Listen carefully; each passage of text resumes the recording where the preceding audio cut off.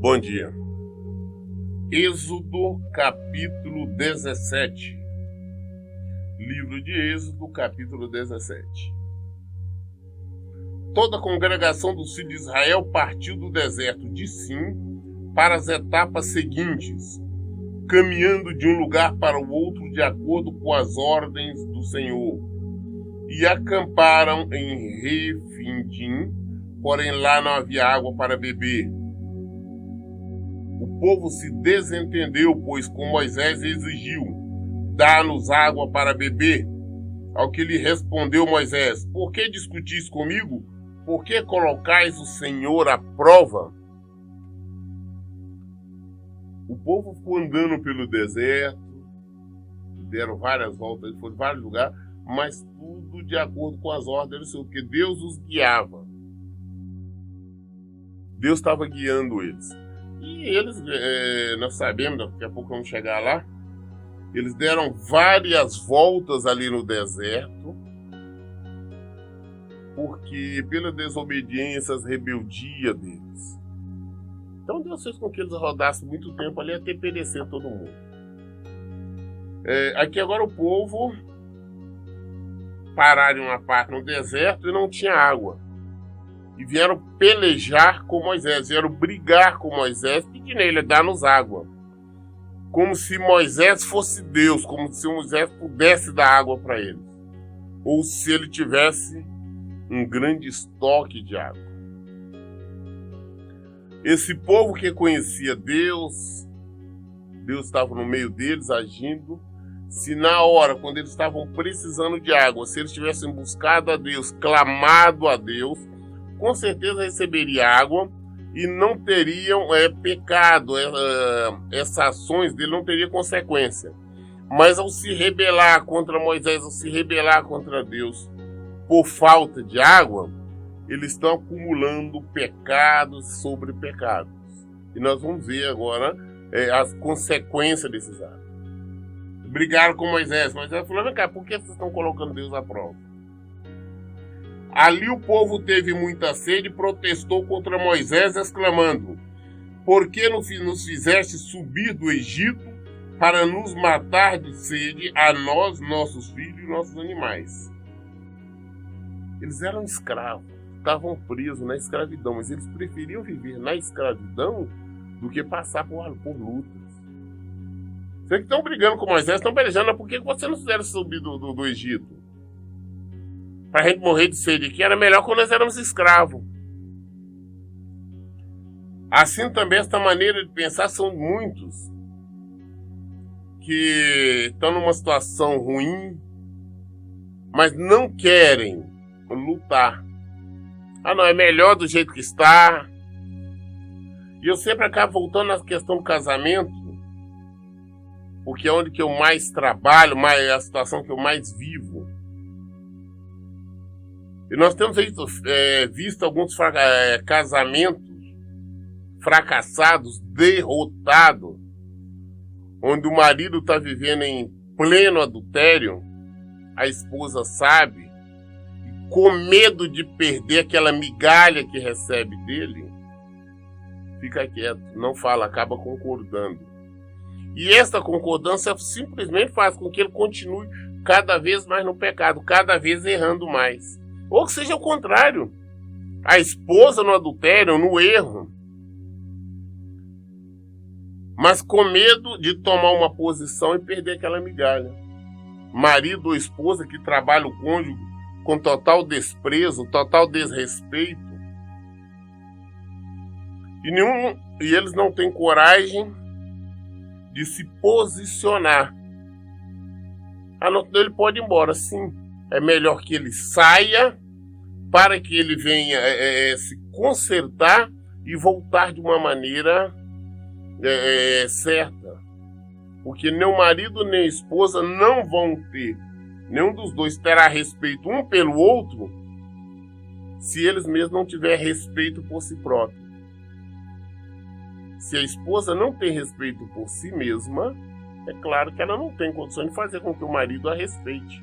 ou vice-versa. Ah não, porque se o meu marido sair vai ser pior. Aí ele vai ficar direto com a outra mulher, com as outras mulheres, vai cair na bebedeira, fazer isso, não vai voltar, isso é pior. Não, o contrário, né?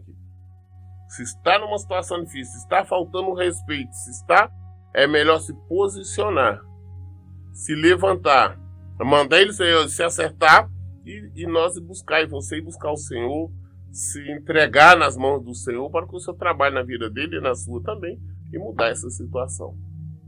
O povo aqui estava com medo. Eles eram escravos, viviam na escravidão. Agora estão no deserto, porque faltou água.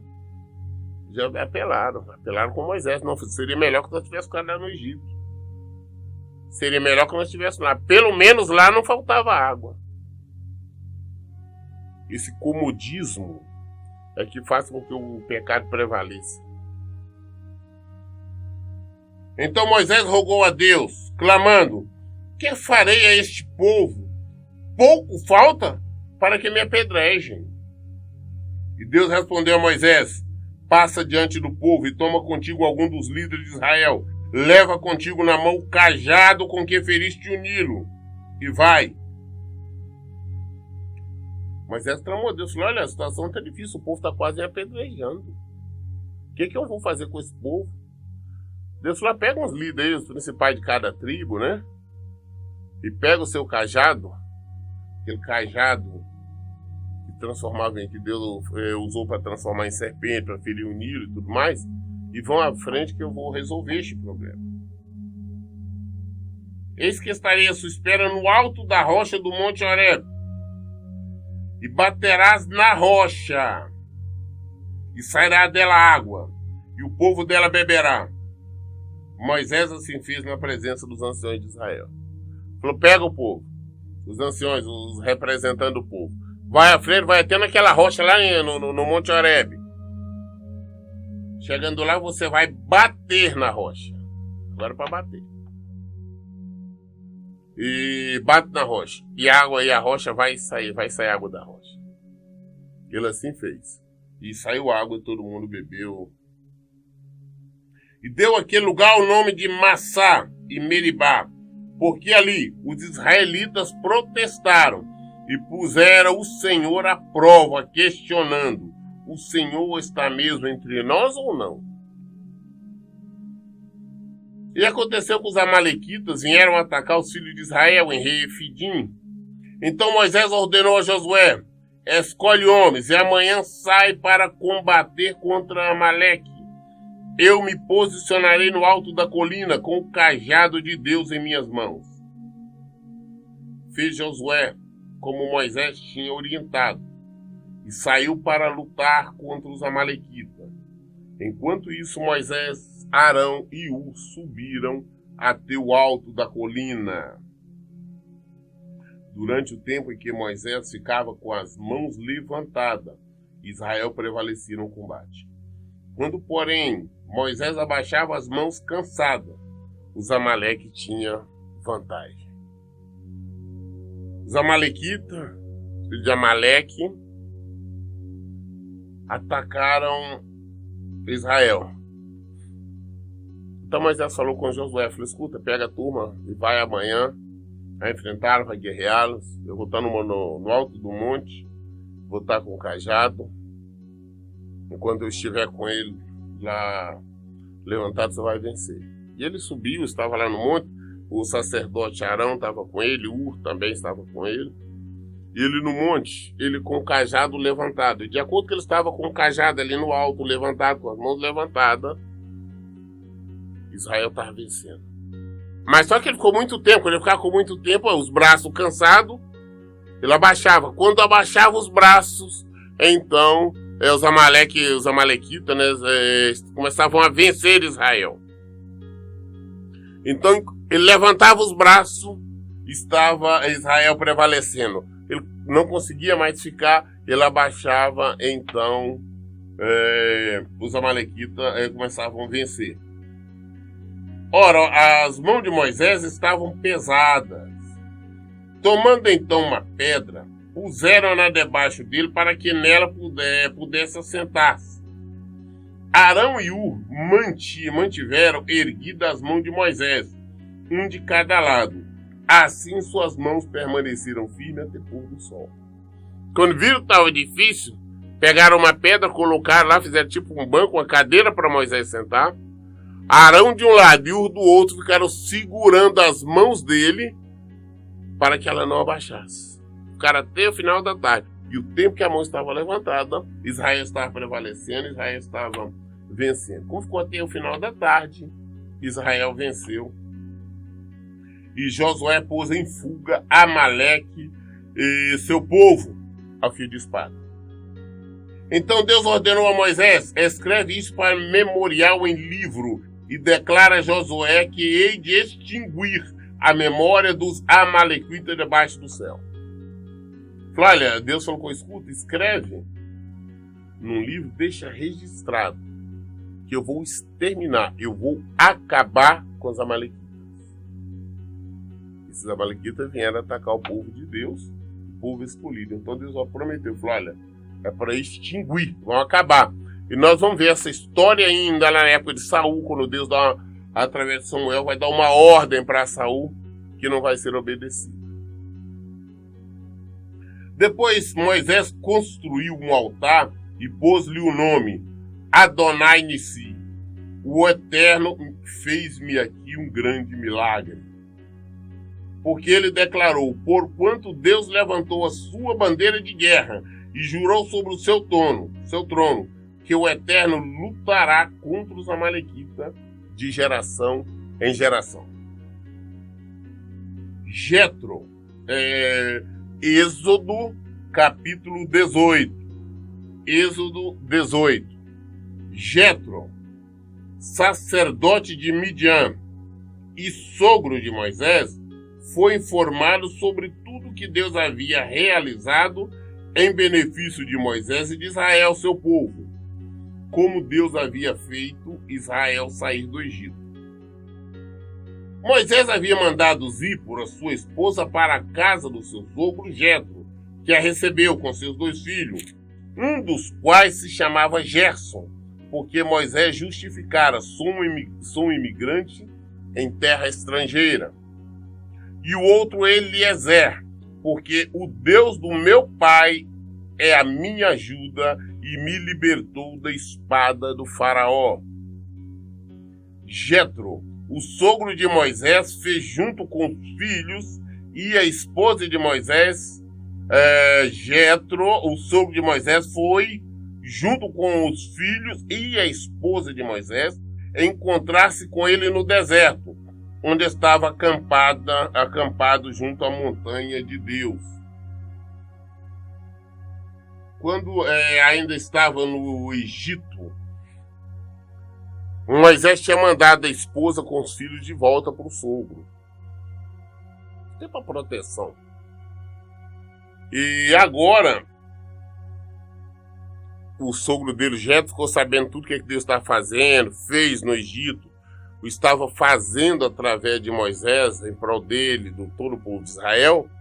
Ele resolve então ir com a esposa e os filhos ao encontro de Moisés, para entregar novamente a esposa e os filhos para Moisés. E encontrou então ali perto do monte. Disseram a Moisés: eis que teu sogro Jetro vem a ti acompanhado de tua esposa com teus 2 filhos. Moisés saiu ao encontro do sogro, inclinou-se diante dele, abraçou-o e o indagando pelo bem-estar um do outro. Entraram na tenda. Moisés contou ao sogro tudo o que o Senhor havia feito ao faraó e aos egípcios por causa dos filhos de Israel, assim como todas as tribulações que encontraram pelo caminho, das quais os seus livraram.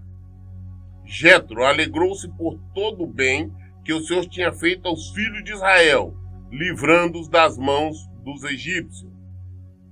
Então Jetro disse: bendito seja Deus, que vos libertou da mão dos egípcios e da mão de Faraó, e libertou o povo da submissão aos egípcios.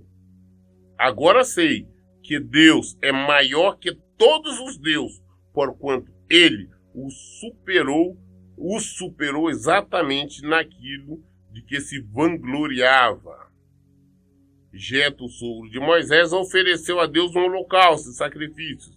Vieram Arão e todos os seus anciões de Israel para comerem pão com o sogro de Moisés na presença de Deus. Então, quando vieram avisar Moisés, falaram: olha, teu sogro está chegando aí com a esposa e seus filhos.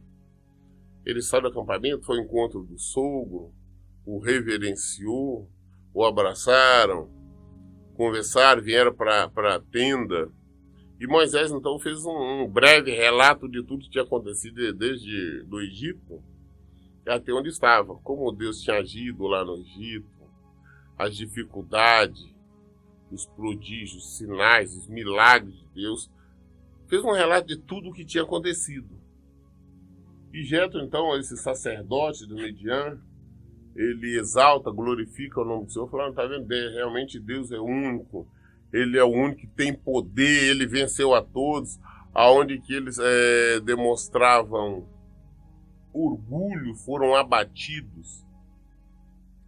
E fez então ali seria como uma espécie de culto em relação àquela época.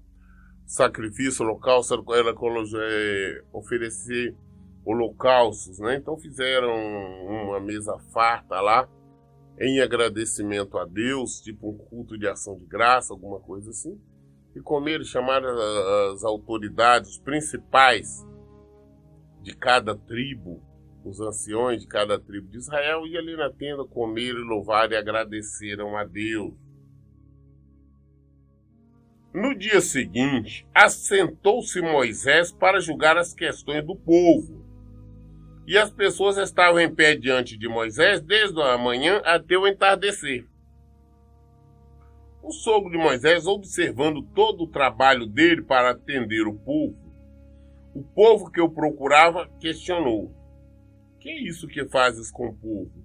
Por que te assentas sozinho e todo o povo está em pé diante de ti desde a manhã até o pôr do sol?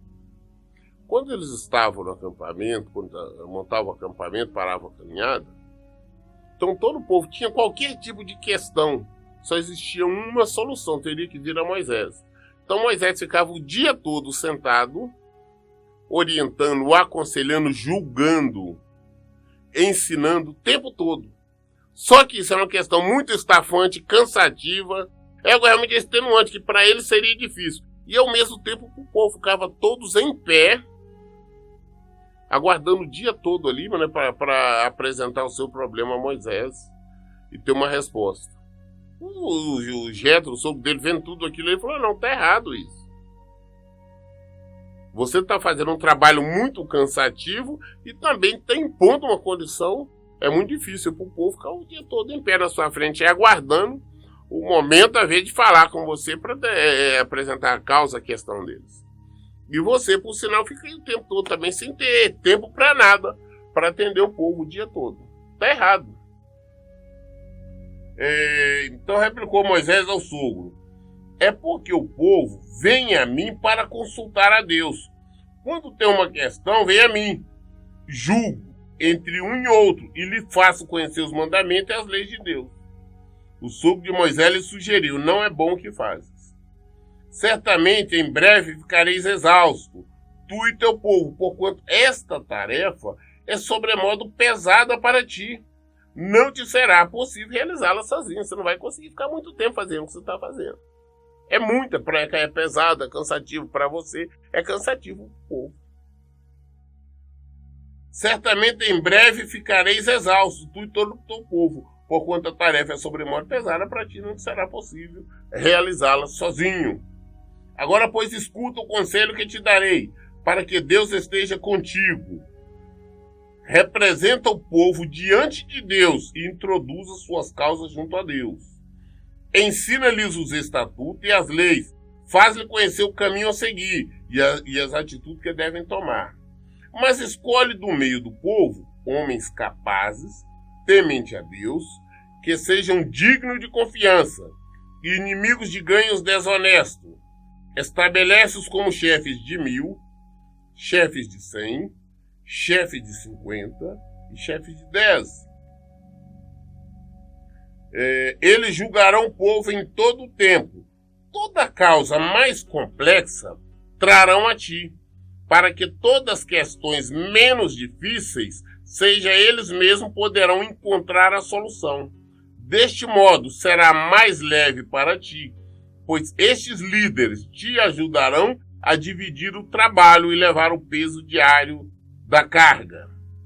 Se assim fizeres, e se desta maneira Deus te instruir, poderás então suportar as dificuldades e todo este povo voltará para as suas habitações satisfeitos. Jetro falou com ele, olha, o que você está fazendo é cansativo, é difícil para você, é difícil para o povo. Faz uma coisa, fica você orando, intercedendo, clamando a Deus, falando diretamente com Deus, mas levanta pessoas para resolver as questões menos sérias. Coloca responsáveis, guarda, capitões, o juiz, o nome que ele dizer, por exemplo, de 1.000 para cada 1.000 pessoas. Para abaixo deles, para cada 100 pessoas tem. Abaixo destes 100 para cada 50 pessoas e por 10 também. Ou seja, uma questão mais simples, ali no grupo de 10, as pessoas iriam, aquele capitão ali. Seria mais ou menos vamos colocar uma hierarquia militar. 10 ali tem um problema que não tem solução. Então, no meio daqueles 10, teria ali, digamos, um cabo. Falaria com o cabo. Mas o cabo não teve resposta, não teve condições de resolver. Então, falaria com o outro, que seria um sargento, que seria o de 50. Esse de 50 não teve, então levaria mais adiante. Levaria para o de 100. Se o de 100 também não tivesse discernimento, solução, iria o de 1.000. E esse também não teve. Então agora iria diretamente a Moisés, que apresentaria a Deus. Este foi o projeto, né, que Jetro sobre Moisés falou com ele. Falou, olha, apresenta a Deus essa solução. Se Deus autorizar, permitir, faça isso. Porque Moisés falou, não, eu tenho que ficar aqui porque eu julgo todas as causas. Eu tenho que estar ensinando os estatutos. Então, o sogro dele falou, não, você continua ensinando os estatutos, passa tudo para eles, mas levante as autoridades, ou seja, representando para ficar tão cansativo.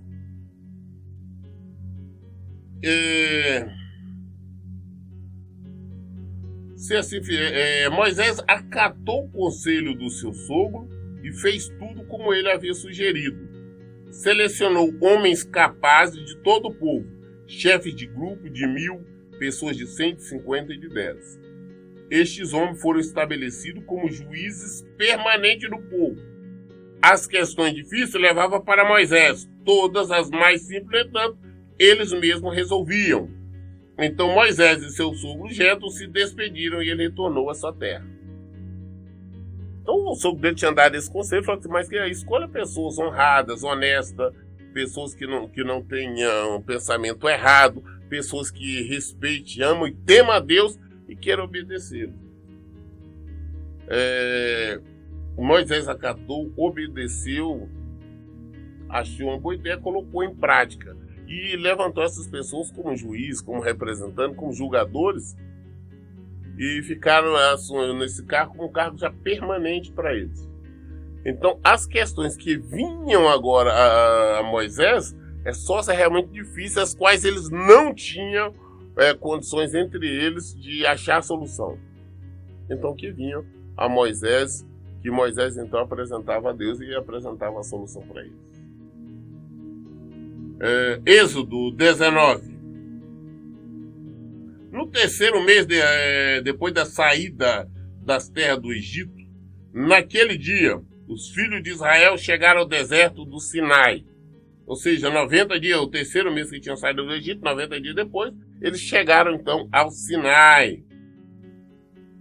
Após terem saído de Refidim, entraram no deserto do Sinai, e o povo de Israel acampou ali diante do monte Sinai.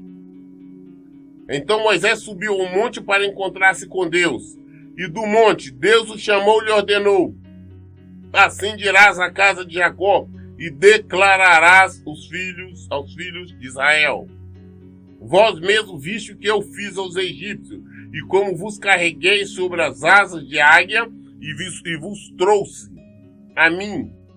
Agora, se ouvis a minha voz e obedeceis a minha aliança, sereis como o meu tesouro pessoal dentre todas as nações, ainda que toda a terra seja minha propriedade. Vós sereis para mim um reino de sacerdotes e uma nação santa. Estas são as palavras que dirá aos filhos de Israel. Então eles acamparam ali em Sinai, em frente ao Monte Sinai. E Deus fala com Moisés, falou, quero que você venha para você subir aqui. Mas antes eu quero que você fale com o povo. Que eles viram tudo o que eu fiz, os sinais que eu fiz, para tirá-los lá do Egito. Eu os trouxe, eu os conduzi até aqui. Nada aconteceu com eles, nenhum inimigo prevaleceu. Vocês estão vendo que eu trouxe nas asas, eu os trouxe até aqui. Mas agora, se vocês continuarem, obedecerem meus mandamentos, meus preceitos, vocês ouvirem a minha voz, obedecer a aliança que eu tenho com vocês, essa aliança foi feita desde a época de Abraão. Se vocês obedecerem essa aliança, vocês serão como um tesouro pessoal. Ou seja, Deus está falando, eu vou cuidar de vocês de maneira especial. Dentre todas as nações, apesar que toda a terra é minha, eu vou cuidar de vocês, vou cuidar de Israel como um tesouro pessoal. Olha o que Deus está propondo, cuidar para ele, cuidar deles como um tesouro pessoal. Falar, a terra toda é minha, ainda que a terra toda seja minha propriedade, eu vou cuidar de vocês como um tesouro pessoal.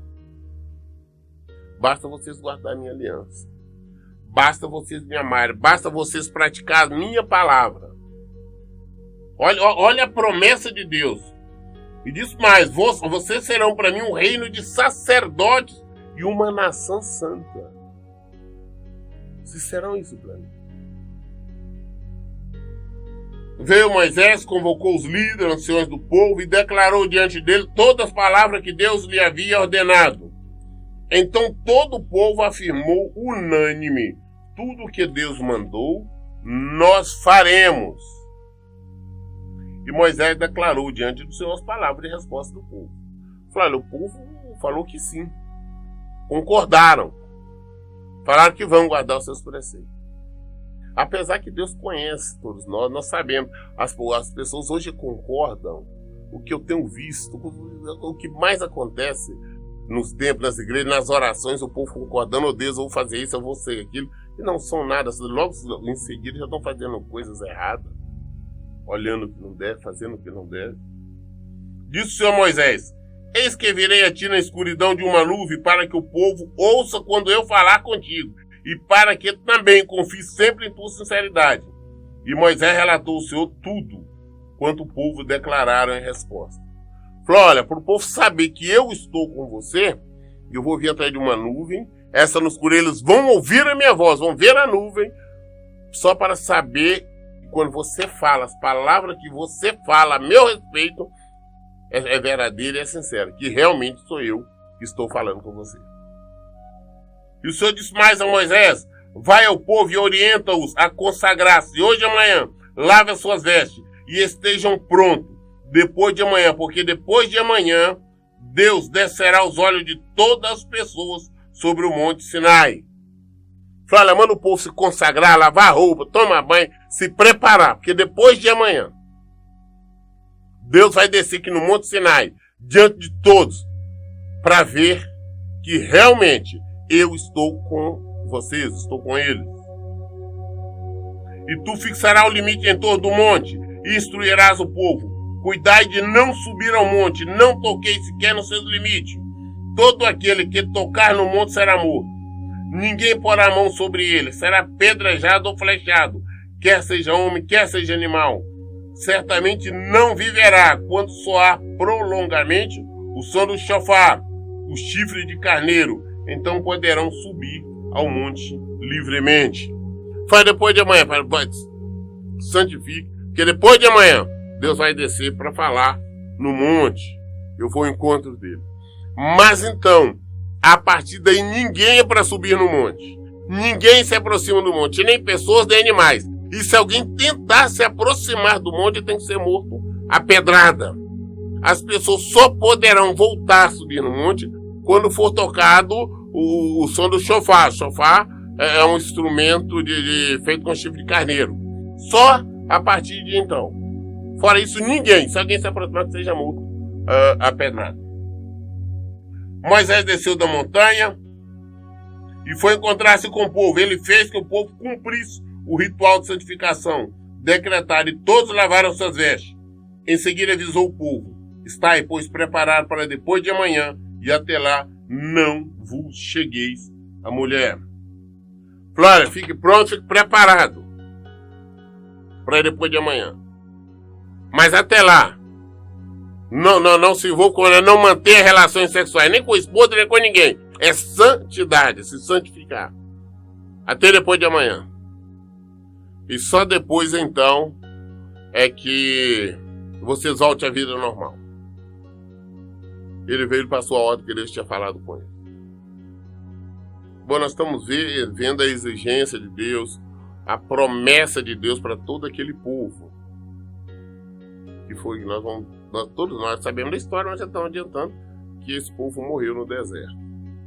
O povo que Deus tinha prometido cuidar como uma joia pessoal, como um tesouro pessoal. Mas em virtude da desobediência, da rebeldia, padeceram. Nós lemos hoje até o versículo 15 de Êxodo 19. Amanhã, querendo Deus, daremos continuidade a partir do versículo 16. A resposta está na palavra de Deus, está na Bíblia. Por isso, em todo o tempo, eu digo: leiam e pratiquem a Bíblia. Que Deus abençoe. Tenha um bom dia.